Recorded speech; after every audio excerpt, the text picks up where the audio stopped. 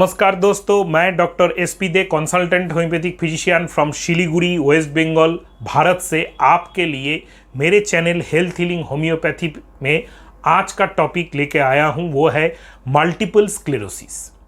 Multiple sclerosis एक ऐसा बीमारी है जो एक ऑटोइम्यून डिसऑर्डर है और ये लगभग इनक्यूरेबल नेचर का है और सारा जिंदगी पेशेंट को परेशान करते रहता है। और आजकल autoimmune disorder total as a whole बढ़ जाने पर ये मल्टीपल स्क्लेरोसिस के केसेस भी बहुत ज़्यादा बढ़ चुके हैं। पेशेंट होपलेस हो जाता है, बेडरिडन हो जाता है, बहुत ही पेनफुल लाइफ उसका होता है। कैसे ये स्टार्ट होता है, क्यों ये होता है, किसको ज़्यादा होता है, होने पर क्या करना चाहिए, कैसे इसको कंट्रोल करना पॉसिबल है, किस तरह इसको मिनिमाइज किया जा सकता है, how to control multiple sclerosis, ये आज हम लोगों का टॉपिक है। तो वीडियो को लेंदी ना करते हुए वीडियो को मैं शुरू करने जा रहा हूं और वीडियो का हर पहलू को आप जरूर समझिएगा। वीडियो का समझना बहुत ही ज़रूरत है। अगर आप खुद पेशेंट है या आपके नियरेस्ट डियरेस्ट बहुत सा कोई पेशेंट है जिसके लिए आप ये वीडियो देख रहे हैं, तो इस वीडियो को अंत तक जरूर सुनिएगा, क्योंकि क्या होता है, इनकम्प्लीट इंफॉर्मेशन इस टाइप के जो क्रॉनिक डिसऑर्डर्स है उसमें आपको कुछ एक इन्फ्रेंस पे कहीं पे एक पर्टिकुलर आराम पे आपको पेशेंट को नहीं पहुंचा सकते, ट्रीटमेंट पे नहीं पहुंचा सकते। तो चलिए वीडियो को शुरू करते हैं। सबसे पहले है दोस्तों, what is multiple sclerosis? It is a autoimmune disorder and multiple मतलब बहुत जगह पे होता है। And what is sclerosis? Sclerosis मतलब जो माइलिन शीथ होता है, myelin cover of the brain and nerves होता है, इसमें डिजेनरेशन। जैसे पकड़ के चलिए, ये मेरा हाथ है, इसका जो ये जो कपड़ा है, ये जो शर्ट मैंने पहना है, ये माइलिन शीथ है। ये हाथ में ये जो हाथ है ये नार्व है। तो ये यहाँ पे थोड़ा सा फट गया, ये यहाँ पे थोड़ा सा फट गया, ये यहाँ पे थोड़ा सा फट गया, तो क्या होगा मुझको? अगर मैं जैसे अभी एसी में बैठा हूँ, अगर हाथ का यहाँ से इतना जगह पे शॉर्ट नहीं हो, इतना जगह पे यहाँ पे शॉर्ट नहीं हो, तो एसी का जो ठंडा है मुझको ये दो जगह पे ज़्यादा लगेगा। अगर मैं बाहर, अभी लगभग उतना धूप है नहीं, लेकिन 40 डिग्री जो टेम्परेचर है उसमें चलना स्टार्ट कर दूँ पैदल, और मेरा शर्ट यहाँ से फटा है, यहाँ से फटा है, तो ये दोनों जगह पे धूप ज़्यादा लगेगा। शर्ट के ऊपर से कोई मुझको ऐसे चूटी काट दे तो मुझको जितना लगेगा, डायरेक्ट यहाँ पे अगर फटा है तो यहाँ पे हमको चूटी काट दे तो हमको ज़्यादा पेन होगा। ठीक ऐसा ही मल्टीपल स्क्लेरोसिस में नार्व का जो कवरिंग है, ये जो जैसे यहाँ पे शार्ट है, ऐसे ही एक कवरिंग नार्व के ऊपर रहता है। नार्व को प्रोटेक्ट करने के लिए हर सिचुएशन में वहाँ जगह जगह पे डिस्ट्रक्शन हो जाता है। ये तो फिर नार्व का रिलेटेड जो पेन होता है वो भी ज़्यादा होता है। नार्व रिलेटेड जो भी फंक्शंस होते हैं उसमें हैम्परिंग स्टार्ट हो जाता है। और ये जो डिस्ट्रक्शन ऑफ द माइलिन है, ये अगर ज़्यादा लार्ज एरिया में नार्व का हो गया तो नार्व भी धीरे धीरे एक टाइम में पूरा काम करना बंद कर देता है। तब जाके paralysis, hemiplegia, paraplegia, bedridden life, ये सब स्टार्ट होता है।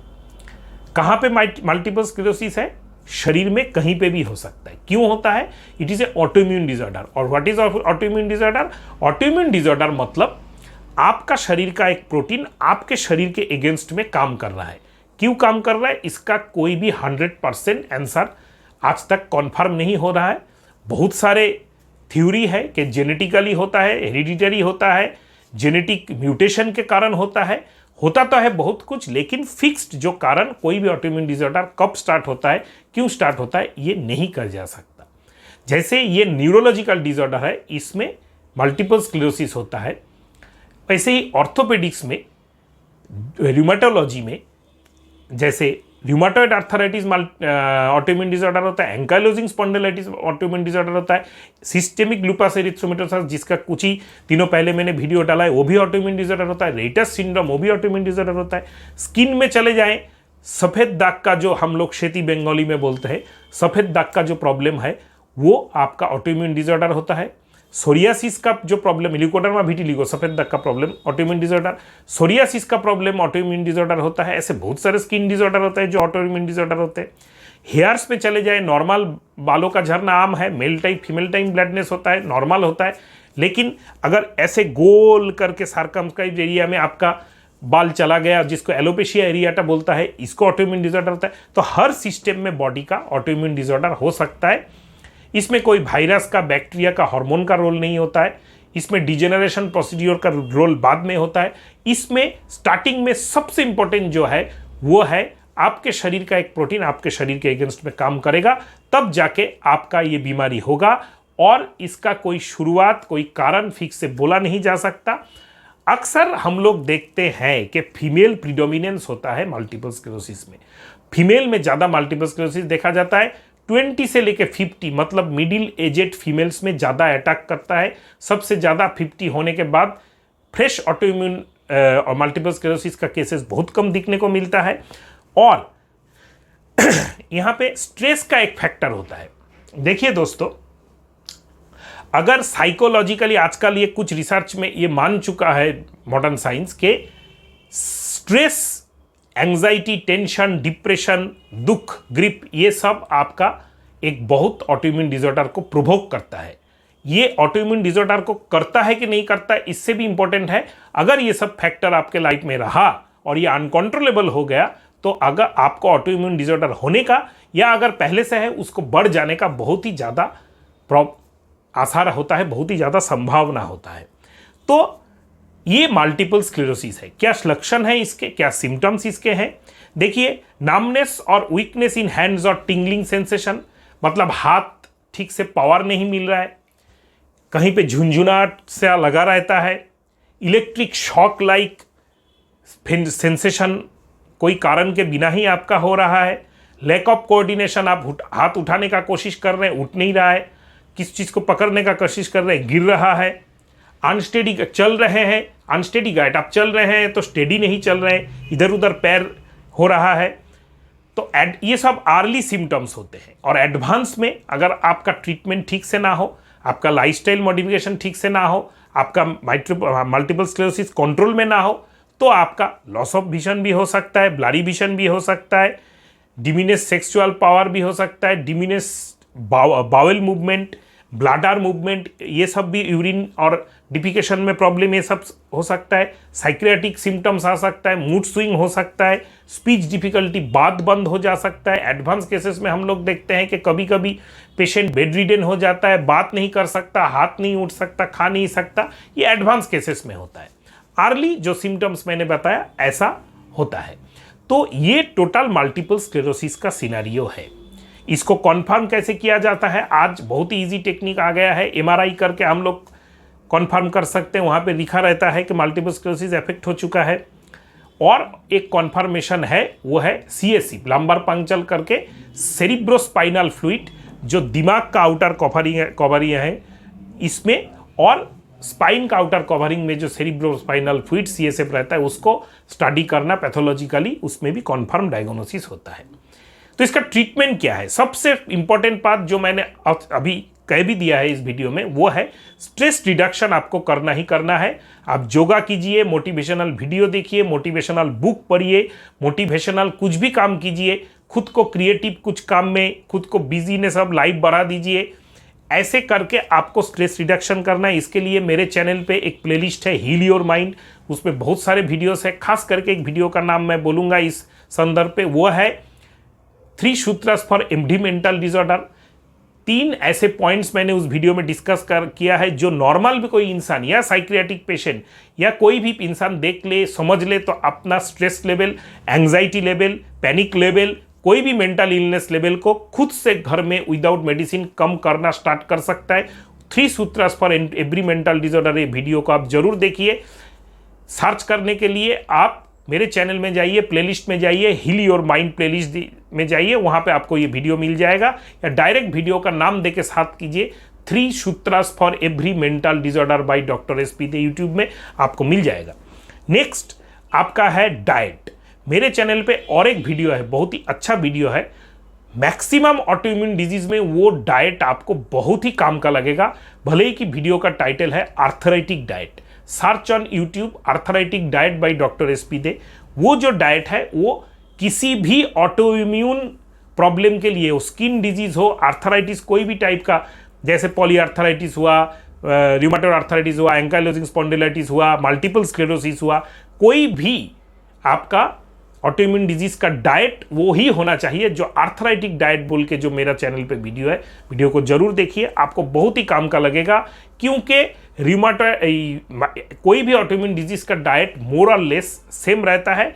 कभी कभी हम लोग कुछ ऑल्टरनेशन कर देते हैं, वो ड्यूरिंग ट्रीटमेंट डिसाइड करते हैं डॉक्टर या डायटिशियन।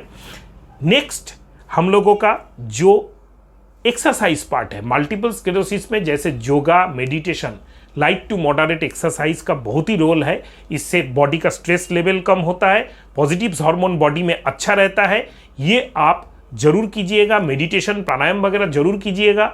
एस्पार आप देख के सीख सकते हैं यूट्यूब में, क्योंकि यूट्यूब से बड़ा लर्निंग प्लेटफॉर्म वर्ल्ड में कहीं पे नहीं है।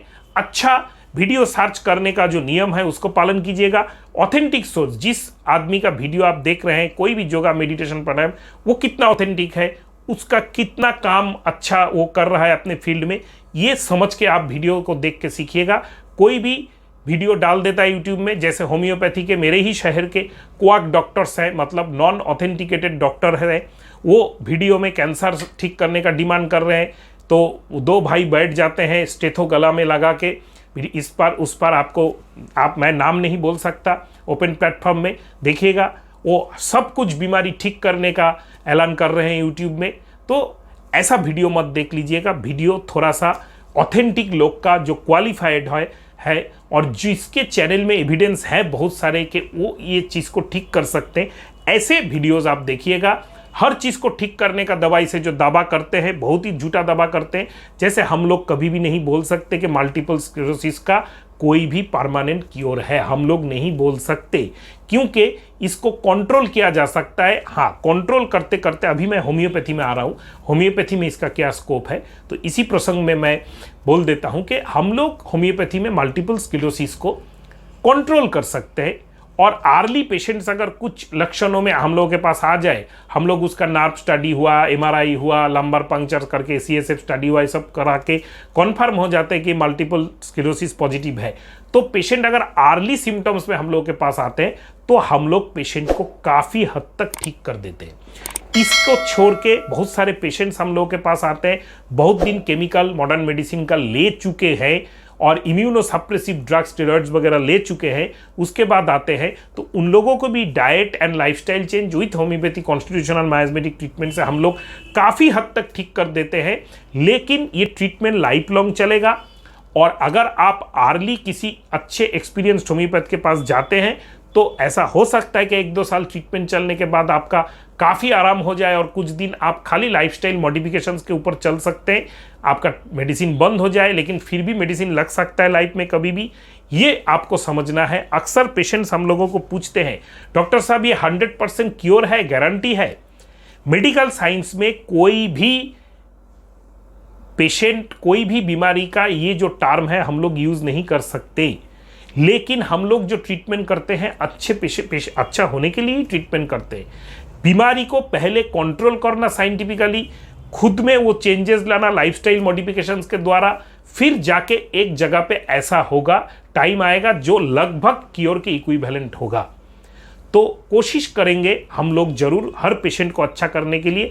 लेकिन देखिए, ऐसे टाइप के जो मल्टीपल स्क्लेरोसिस टाइप के पेशेंट्स हैं, इनमें जो मॉडर्न मेडिसिन का रिजल्ट है वो है बहुत सारे इम्यूनोसप्रेसिव ड्रग्स दिया जाता है, स्टेरॉइड्स दिया जाता है, उसके बाद एक टाइम पेशेंट का कॉम्प्लिकेशंस वेरिएबल शरीर में होता है, लिवर में प्रॉब्लम हो सकता है, लिवर फेलियर हो सकता है, किडनी फेलियर हो सकता है, सीओपीडी हो सकता है, सीवियर एलर्जिक रिस्पॉन्स होता है, मेंटल डिप्रेशन होता है, उसके बाद एक पेनफुल लाइफ होता है, बेड रिडन पेनफुल डेथ भी होता है। तो इसको हम लोग काफ़ी हद तक कम कर सकते हैं। भले ही मैं बहुत सारे सीवियर केसेस में खुद पेशेंट को मॉडर्न मेडिसिन में रेफर करता हूं, लेकिन फिर से पेशेंट रिटर्न आएगा तो हम लोग कोशिश करेंगे नेचुरली पेशेंट को ठीक करने का।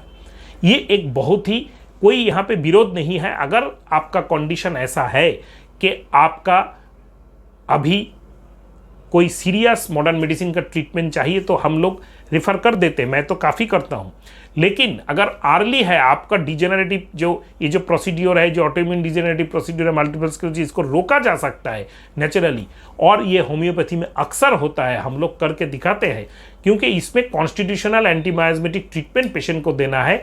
इसमें कोई स्पेसिफिक मेडिसिन मैं आपको नहीं बोल सकता कि ये फलाना आप हाइपेरिकम ले लो, वो ले लो, ये ले लो, ये मादा टिंचर, ये बायोकेमिक फलाना ढिमका कंपनी का 60 ड्रॉप ले लो, 50 ड्रॉप ले लो, 55 ड्रॉप ले लो। ये सब बाजारू होम्योपैथी है। मैं अपने चैनल में इसको प्रमोट करना नहीं चाहता हूँ।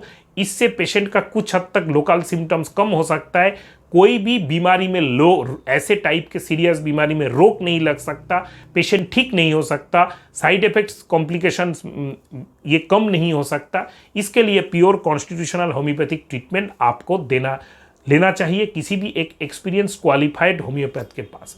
तो वीडियो को अगर अच्छा लगे तो चैनल को सब्सक्राइब करके बेल आइकन को प्रेस करना मत भूलिएगा।